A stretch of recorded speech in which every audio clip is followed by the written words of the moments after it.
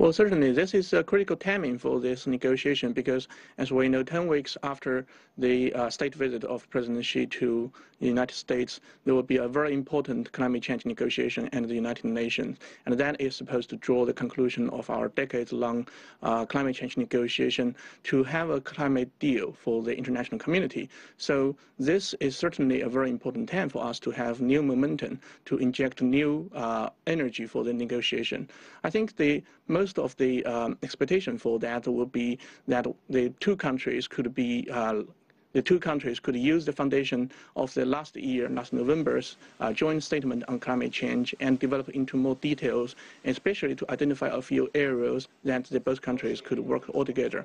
That would be very important for us to see this agreement could be implemented and also to promote the economy together with low carbon technology. What's being left to negotiate between the United States and China? The goal has already been set for both countries. China is promising to peak the carbon emission by 2030 and also reach 20% of the non-fossil fuel energy. And the U.S. also promised to reduce the carbon emissions by 26 to 32% by 2030. I think the target overall is there, but the details need to be nailed down, especially in terms of the priority sectors for example, in the transportation, in the state grid, in the oil and gas, and also coal consumptions. These are yet to be nailed down in details. So I've heard from various sides that the time targets are not aggressive enough. Then I've also heard from some people, given the softening of the global economy, notably in China as well, some people are saying maybe the targets are too aggressive. And so I guess that leaves us regular folks out there wondering which one is it, and ultimately does that have an impact, these macro factors? The targets, when both countries reached an agreement last year, are talking about the long-term targets towards 2030. And of course, we would understand that during the whole time, there will be uncertainties in the economics, in the microeconomic changes.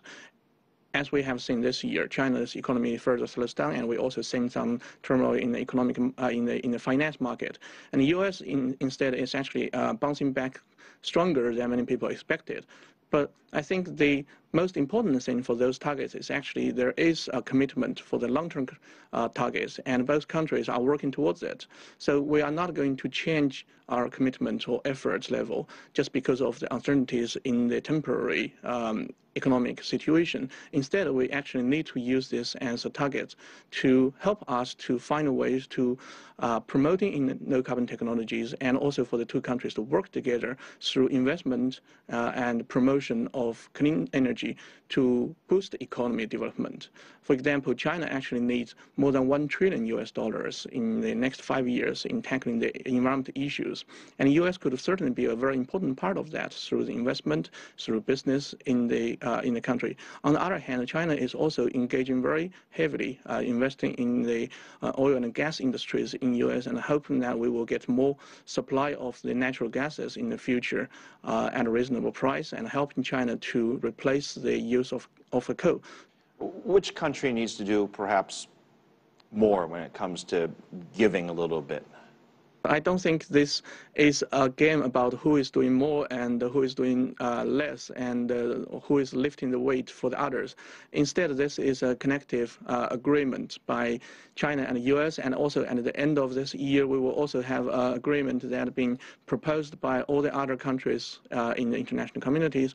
Those targets are raised as the voluntary targets, and they are based on the best judgment of each country about their capabilities and willingness and commitment.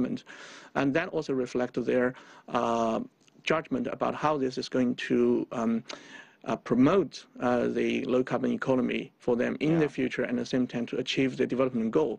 This is obviously a very important moment, not just for the U.S. and China, but also globally as well as we get into Paris. And there are some that are saying that even if the United States and China come to a fantastic and wonderful agreement to cooperate, you still have to convince a lot of other countries potentially to come on board.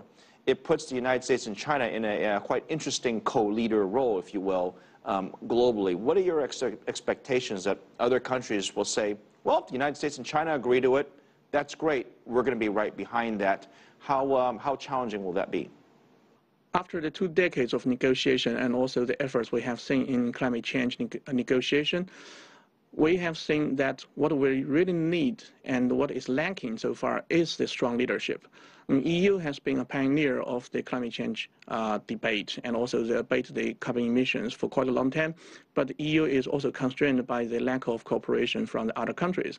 Now we see US and China working more closely together and committed to very strong targets. I think that is a very good sign for US-China to shoulder this leadership that many people expected in the climate change. And once the world's largest two largest economies and the carbon emitters could work together and also make the sincere commitment, the other countries will follow on.